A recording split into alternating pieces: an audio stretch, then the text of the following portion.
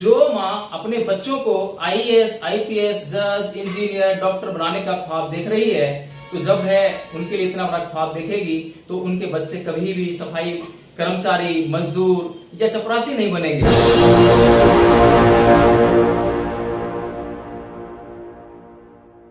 जय भीम, नमो साथियों। साथियों, आज हम चर्चा करेंगे सामाजिक आंदोलनों को लेकर कि आखिर सामाजिक आंदोलन चलते कैसे हैं और वे कौन से कारण होते हैं जिनके कारण सामाजिक आंदोलन अवरुद्ध हो जाते हैं। साथियों, सामाजिक आंदोलन के लिए या किसी भी प्रकार के आंदोलन के लिए जो सबसे बड़ी जरूरत होती है वह है मानव शक्ति की। अगर मानव शक्ति सामर्थ्यवान ना हो, योग्य ना हो या उपलब्ध ना हो तो कोई भी आंदोलन अवरुद्ध हो सकता है। आज हम बहुजन समाज के जो आंदोलन चल रहे हैं, अगर उन पर एक नजर दौड़ाकर देखें तो हमारे जो सामाजिक आंदोलन है वो कुछ दूर चलते हैं, उसके बाद उनका मार्ग अवरुद्ध होता हुआ हमें दिखाई देता है। जैसे कि मैं अगर बात करूं कि समय समय पर बहुजन समाज में महापुरुषों ने जन्म लिया और उन्होंने जितना अपना जीवन जिया वे समाज को उतनी प्रगति देकर चले गए और उसके बाद फिर वह सामाजिक आंदोलन अवरुद्ध होता हुआ या ठहरा हुआ हमें दिखाई दिया। यदि इसी कड़ी में यदि हम बात करें मानव शक्ति की, तो मानव शक्ति योग्य होनी चाहिए। लेकिन हम ये देखते हैं, अक्सर देखते हैं कि जो समाज के लोग हैं वो जो उनके पास जो मानव शक्ति है, जैसे कि मैं हूं और मेरा परिवार है, इसको हम मानव शक्ति कह सकते हैं। मेरे परिवार में मैं हूं, मेरी पत्नी है और हमारा एक बेटा है,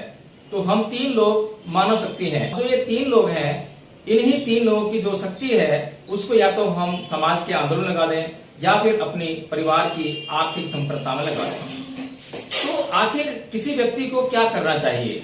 आंदोलन को मानव शक्ति चाहिए और मानव शक्ति को जो है अपनी संपन्नता भी देखनी है, तो वो आखिर ऐसी स्थिति में क्या करे? हम यह भी देखते हैं कि जो हमारे समाज के जो लोग आंदोलन चला रहे हैं, जो लोग समाज में एक अच्छा अपना मुकाम बना चुके हैं, वे अच्छी पहचान बना चुके हैं और अच्छी तरह से भी जाने जाते हैं सामाजिक आंदोलन के लिए, लेकिन उनके बच्चों को हम कभी भी सामाजिक आंदोलनों में शिरकत करते हुए नहीं देखते हैं। उनके बच्चे क्या करते हैं? आखिर वे लोग अपने बच्चों को कैसे दिशा देते हैं?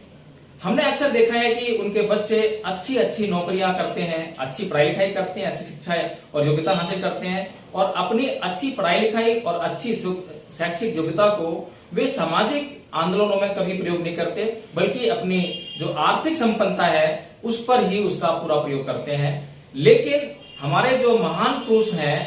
उन्होंने सामाजिक आंदोलनों को और अपने परिवार की आर्थिक संपन्नता को उसके बीच में समायोजन बनाने के लिए क्या हमें मार्गदर्शन दिया है। साथियों, परम पूज्य बाबा डॉक्टर भीमराव अम्बेडकर ने कहा था कि लो एम इज क्राइम, यानी कि किसी भी व्यक्ति को अपने जीवन में कभी भी जब अपना लक्ष्य बनाए तो वह कभी भी छोटा नहीं होना चाहिए, वह उच्चतम होना चाहिए। अगर उसका लक्ष्य उच्चतम होगा तो वह जब गिरेगा, उच्चतम लक्ष्य को अगर हासिल नहीं कर पाता है तो वहां से गिरेगा तो बिल्कुल बॉटम पे नहीं आएगा, बिल्कुल निम्न स्तर पे नहीं आएगा। जैसे कि बाबा साहब डॉक्टर भीमराव अम्बेडकर ने अपने समाज को समझाते हुए कहा था, अपने समाज की महिलाओं को संदेश देते हुए कहा था कि ऐ मेरे समाज की महिलाओं, जरा ध्यान से, जरा गौर से देखो कि जब कभी ब्राह्मण महिला गर्भवती होती है तो वह क्या सपना देखती है? वह एक ही सपना देखती है कि उसका बच्चा कहां पर जाकर बैठेगा, कौन सी सीट खाली है, कहां पर जज की आईएएस, आईपीएस, डॉक्टर, वकील, इंजीनियर इनकी कुर्सियां खाली हैं, जहां पर जाकर उसका बच्चा बैठेगा। लेकिन वहीं पर जब मेरे समाज की कोई महिला गर्भवती होती है तो वह क्या सपना देखती है कि कहां पर मजदूर, कहां पर सफाई कर्मचारी, कहां पर चपरासी का जॉब खाली है, जहां पर जाकर के मेरा बच्चा अपना जीवन यापन करेगा। तो साथियों, परम पूज्य बाबा डॉक्टर भीमराव अम्बेडकर इन दोनों उदाहरणों के माध्यम से ये बताना चाहते हैं अपने समाज की महिलाओं को कि वे कभी भी अपने बच्चों के लिए उच्चतम लक्ष्य ही निर्धारित करें और कभी भी छोटा लक्ष्य निर्धारित ना करें। क्योंकि जो माँ अपने बच्चों को आईएएस, आईपीएस, जज, इंजीनियर, डॉक्टर बनाने का ख्वाब देख रही है, तो जब है उनके लिए इतना बड़ा ख्वाब देखेगी तो उनके बच्चे कभी भी सफाई कर्मचारी, मजदूर या चपरासी नहीं बनेंगे। वो अगर जज नहीं बन पाए, आईएएस नहीं बन पाए, आईपीएस नहीं बन पाए, तो थोड़ा सा नीचे आके कोई अफसर बन जाएंगे, कुछ और मुकाम हासिल कर लेंगे, लेकिन कभी भी उस छोटे से स्तर पर नहीं आएंगे जिसमें कि समाज इन पेशों से घृणा करता है। सफाई कर्मचारी का पेशा हुआ,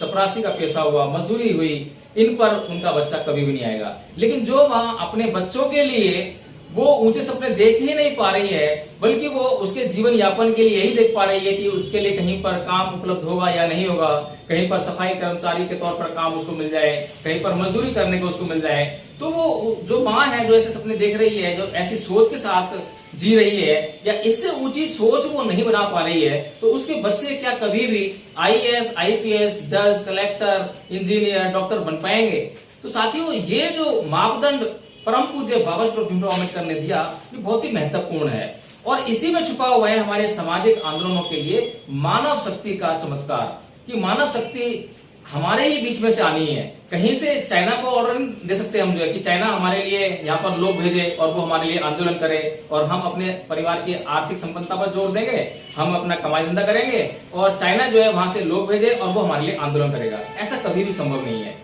हमें ही अपने आंदोलन लड़ने पड़ेंगे, हमें ही अपने आंदोलन चलाने पड़ेंगे, तभी हम जो है उन आंदोलनों के माध्यम से अपनी स्वतंत्रता को निश्चित कर पाएंगे, अपनी आजादी को पा पाएंगे, और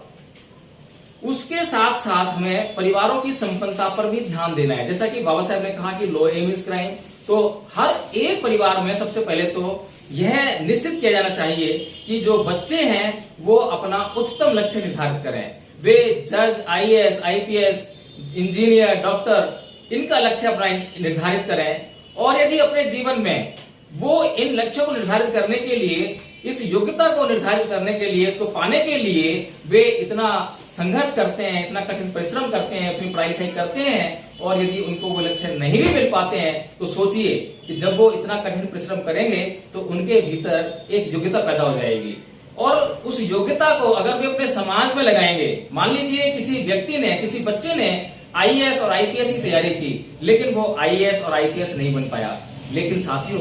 जब जो बच्चा आईएएस और आईपीएस की तैयारी कर रहा है, यानी कि 18-18 घंटे पढ़ रहा है, 15-16 घंटे पढ़ाई कर रहा है, तो उसका लेवल है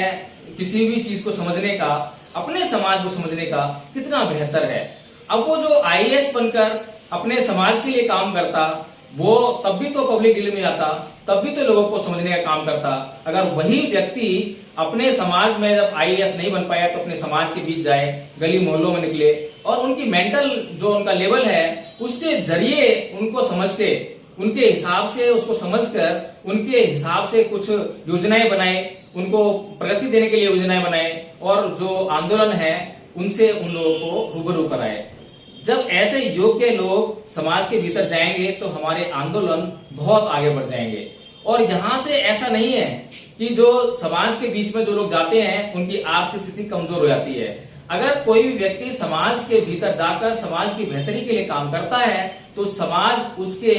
खाने पीने का, रहने का, पहनने ओढ़ने का सब कुछ इंतजाम करता है। लेकिन ये डिपेंड करता है कि हम लोग कितने स्वार्थी हैं या कितने परमार्थी हैं। अगर हम पूरी तरह से स्वार्थी हैं तो फिर हम सिर्फ और सिर्फ अपने और अपने परिवार की संपन्नता का ही ख्याल रखेंगे। लेकिन जरा सा भी, लेस मात्र भी हमारे अंदर परमार्थ का गुण है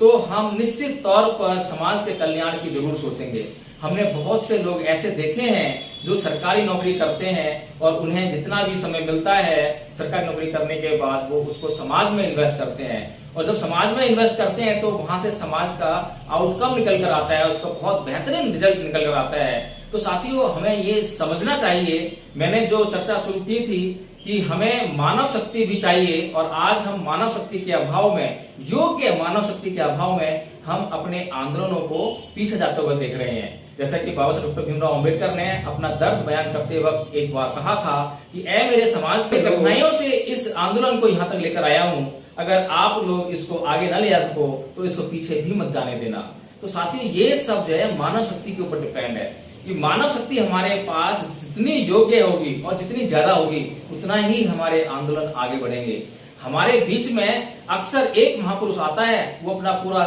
जीवन त्याग, समर्पण, बलिदान करता है और वो आंदोलनों को आगे बढ़ाकर फिर चला जाता है, फिर हमारे आंदोलन वही ठहराव की दिशा में दिखाई देते हैं। परम पूज्य बाबा डॉक्टर भीमराव अम्बेडकर हमारे जीवन में आए, उन्होंने हमारे जीवन का उद्धार कर दिया। उसके बाद एक बहुत बड़ा वैक्यूम आया, लेकिन बहुत जल्दी हमारे बीच में मान्यवर साहेब कांशीराम जी आए और उन्होंने उस वैक्यूम को समाप्त करके समाज के आंदोलन को आगे बढ़ाने का कार्य किया। लेकिन अब मान्यवर साहब कांशीराम जी को जाए हुए बहुत लंबा, बहुत अरसा बीत चुका है और वो वैक्यूम जो बाबा डॉक्टर भीमराव अम्बेडकर के बाद पैदा हुआ था वो फिर से एक बार उत्पन्न हो गया है, पैदा हो गया है, और उसको भरने के लिए आज हमारे पास कोई सक्षम नेतृत्व दिखाई नहीं देता है। साथियों, जब तक हमारा समाज एक या दो व्यक्तियों की योग्यताओं पर निर्भर करेगा,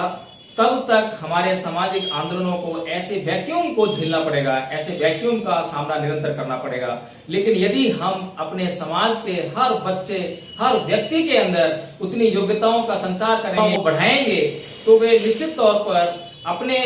परिवारों की आर्थिक संपन्नता को भी पूरा करेंगे और सामाजिक आंदोलनों को भी नई दिशा, नया उत्साह देने का काम करेंगे। तो इसी के साथ मेरी यही उम्मीद है कि आप लोग मेरी बातों को समझने का प्रयास करेंगे और अपने परिवारों में अपने बच्चों को अपने